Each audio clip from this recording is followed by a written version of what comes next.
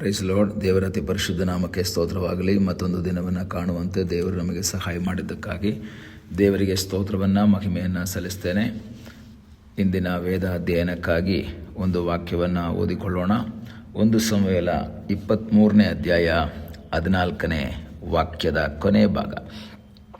ಸೌಲನು ದಿನಂಪ್ರತಿಯೂ ಅವನನ್ನು ಹುಡುಕುತ್ತಿದ್ದರೂ ದೇವರು ಇವನ ಕೈಗೆ ಒಪ್ಪಿಸಲಿಲ್ಲ. ನಮಗೆ ಗೊತ್ತು, ದಾವೀದನನ್ನು ಅಭಿಷೇಕ ಮಾಡಿದ ನಂತರ ದಾವೀದನು ದೇವರಾತ್ಮನಿಂದ ತುಂಬಲ್ಪಡ್ತಾನೆ, ಸೌಲನು ದುರಾತ್ಮನಿಂದ ತುಂಬಲ್ಪಡ್ತಾನೆ. ದುರಾತ್ಮನಿಂದ ತುಂಬಲ್ಪಟ್ಟಂತಹ ಸೌಲ ದೇವರಾತ್ಮನಿಂದ ತುಂಬಲ್ಪಟ್ಟ ದಾವೀದನಿಗೆ ವಿರುದ್ಧವಾಗಿ ಅನೇಕ ಸಂಚುಗಳನ್ನು ರೂಪಿಸ್ತಾನೆ. ಹೇಗಾದರೂ ಮಾಡಿ ಅವನನ್ನು ಮುಗಿಸಿಬಿಡಬೇಕು, ಅವನನ್ನು ಕೊಂದು ಬಿಡಬೇಕು ಎಂಬುದು ಸೌಲನ ಆಲೋಚನೆ.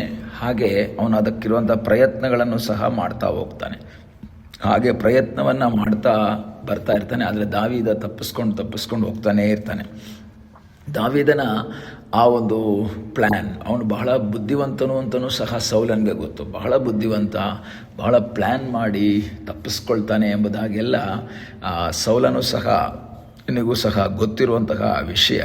ಹಾಗಾಗಿರೋದ್ರಿಂದ ಅವನೇನು ಮಾಡ್ತಾ ಇದ್ದಾನೆ, ಈ ರೀತಿಯಲ್ಲಿ ಅವನು 23ನೇ ಅಧ್ಯಾಯದ 22ನೇ ವಾಕ್ಯದಲ್ಲಿ ಓದ್ತೇವೆ, ನೀವು ದಯವಿಟ್ಟು ಹೋಗಿ ಅವನು ತಿರುಗಾಡುವ ಸ್ಥಳವನ್ನು, ಅಲ್ಲಿ ಅವನ ಗುರುತು ಕಂಡಿರುವವರನ್ನು ಸೂಕ್ಷ್ಮವಾಗಿ ಗೊತ್ತು ಮಾಡಿಕೊಳ್ಳಿರಿ. ಅವನು ಬಹು ಯುಕ್ತಿವಂತನೆಂದು ಕೇಳಿದ್ದೇನೆ. ದಾವೀದ ಬಹಳ ಟ್ಯಾಲೆಂಟೆಡ್ ಆದಂತಹ ವ್ಯಕ್ತಿ, ಯುಕ್ತಿವಂತನು ಅನ್ನೋದನ್ನು ಸೌಲನಿಗೆ ಗೊತ್ತಾಗಿದೆ. ಆಗ ಅನೇಕರು ಹೇಳಿದ್ದಾರೆ ಅವನು ಬಹಳ ಯುಕ್ತಿವಂತ, ಯಾಕೆಂದರೆ ಇಲ್ಲಿ ಹುಡುಕಕ್ಕೆ ಹೋಗೋಷ್ಟೊತ್ತಿಗೆ ಅವನಲ್ಲಿ ಎಸ್ಕೇಪ್ ಆಗಿ ಬೇರೆ ಕಡೆ ಹೋಗ್ಬಿಟ್ಟಿರ್ತಾನೆ. ಬಹಳ ಪ್ಲ್ಯಾನ್ ಇರುವಂಥದ್ದು, ಟ್ಯಾಲೆಂಟ್ ಇರುವಂತಹ ಒಬ್ಬ ವ್ಯಕ್ತಿ ಎಂಬುದಾಗಿ ಸೌಲ ಹೇಳ್ತಾನೆ. ಆದರೆ ದೇವರ ವಾಕ್ಯ ಹೇಳ್ತದೆ, ಸೌಲನ ಆ ಆಲೋಚನೆ ಪ್ರಕಾರ ಅಲ್ಲ, ದಾವೀದನ ಟ್ಯಾಲೆಂಟಿಂದ ಬದುಕೊಳ್ಳಿಲ್ಲ, ಅವನ ಯುಕ್ತಿಯಿಂದ ಬದುಕೊಳ್ಳಿಲ್ಲ, ದೇವರು ಇವನನ್ನು ಅವನ ಕೈಗೆ ಒಪ್ಪಿಸಲಿಲ್ಲ ಎಂಬುದಾಗಿ ಸತ್ಯವೇ ಅಂತ ಹೇಳ್ತದೆ. ಪ್ರಿಯ ದೇವರ ಮಕ್ಕಳೇ, ಅನೇಕ ಸಂದರ್ಭದಲ್ಲಿ ನಾನು ನೀವು ಟ್ಯಾಲೆಂಟ್ ಇರುವ ಹಾಗೆ ಕಾರ್ಯಗಳನ್ನು ಮಾಡಿ ಜಯಶಾಲಿಗಳಾಗಿ ಮುಂದೆ ಹೋಗ್ತಾ ಇರ್ಬೋದು. ಜನ ಹೇಳ್ಬಹುದು, ತುಂಬ ಟ್ಯಾಲೆಂಟ್ ಇದೆ ನಿನಗೆ, ತುಂಬ ಒಂದು ಸಾಮರ್ಥ್ಯ ನಿನಗಿದೆ, ನೀನು ತಪ್ಪಿಸ್ಕೊಂಡಿದ್ದು ನಿನ್ನ ಸ್ವಂತ ಶಕ್ತಿಯಿಂದ, ನೀನು ಇಕ್ಕಟ್ಟಿಗೆ ಸಿಲುಕ್ತಿರೋದು ನಿನ್ನ ಸ್ವಂತ ಬಲದಿಂದ ಎಂಬುದಾಗೆಲ್ಲ ಅನೇಕರು ಒಂದು ವೇಳೆ ನಿಮಗೆ ಹೇಳಬಹುದು. ದಾವೀದನ ಬಗ್ಗೆನೂ ಸಹ ಅದನ್ನೇ ಹೇಳ್ತಾ ಇದ್ದಾರೆ ಜನ. ಸೌಲನಿಗೇನು ಹೇಳ್ತಾ ಇದ್ದಾರೆ, ದಾವೀದ ನಿಂತರಲ್ಲ, ಬಹಳ ಯುಕ್ತಿವಂತ, ಬಹಳ ಪ್ಲ್ಯಾನ್ ಮಾಡ್ತಾನೆ, ಇಲ್ಲಿದ್ದೀನಿ ಅಂತ ಹೇಳ್ತಾನೆ, ಬೇರೆ ಎಲ್ಲೋ ಇರ್ತಾನೆ, ಅವನು ಬಹಳ ಟ್ಯಾಲೆಂಟೆಡ್ ಆದಂತಹ ವ್ಯಕ್ತಿ ಎಂಬುದಾಗಿ ಸತ್ಯವೇದ ಹೇಳ್ತದೆ. ಆದರೆ ದೇವರ ವಾಕ್ಯ ಹೇಳ್ತದೆ, ಸೌಲನು ದಿನಂಪ್ರತಿಯೂ ಅವನನ್ನು ಹುಡುಕ್ತಾ ಇದ್ದಾನೆ. ಡೈಲಿ ಇದೇ ಕೆಲಸ ಸೌಲನಿಗೆ.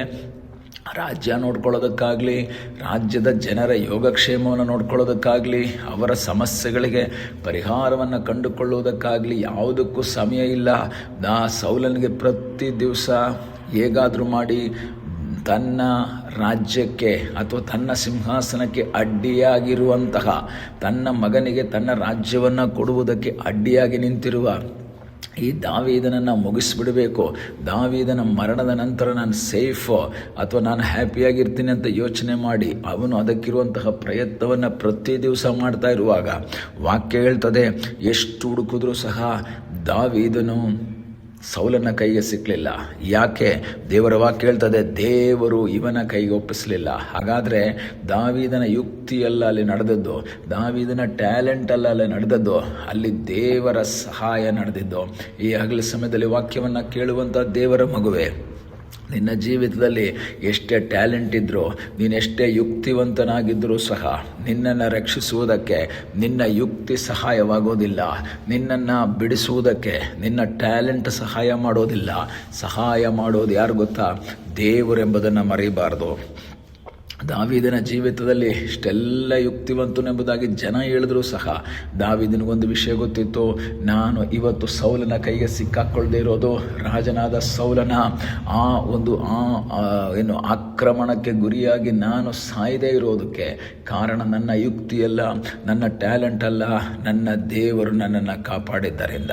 ಈ ಅಗಲ ಸಮಯದಲ್ಲಿ ನಿಮ್ಮ ಜೀವಿತದಲ್ಲಿ ನೀವು ಬದುಕುಳಿದಿರುವುದು ನಮ್ಮ ಟ್ಯಾಲೆಂಟಿಂದಲ್ಲ, ನಮ್ಮ ಎಕ್ಸ್ಪೀರಿಯನ್ಸಿಂದಲ್ಲ, ನಮ್ಮ ಅನುಭವಗಳಿಂದಲ್ಲ, ದೇವರ ಮಹಾ ಕೃಪೆಯಿಂದ ಎಂಬುದಾಗಿ ತಿಳಿದು ಒಂದೊಂದು ದಿವಸ ದೇವರಿಗೆ ಕೃತಜ್ಞತೆಯನ್ನು ಸಲ್ಲಿಸುತ್ತಾ ದೇವರ ಚಿತ್ತಕ್ಕೆ ವಿಧೇಯರಾಗಿ ಮುಂದೆ ಸಾಗುವಾಗ ನಮಗಾಗಿ ಅದ್ಭುತವನ್ನು ಮಾಡುವ ಸರ್ವಶಕ್ತನಾದ ಒಬ್ಬ ದೇವರಿದ್ದಾನೆ.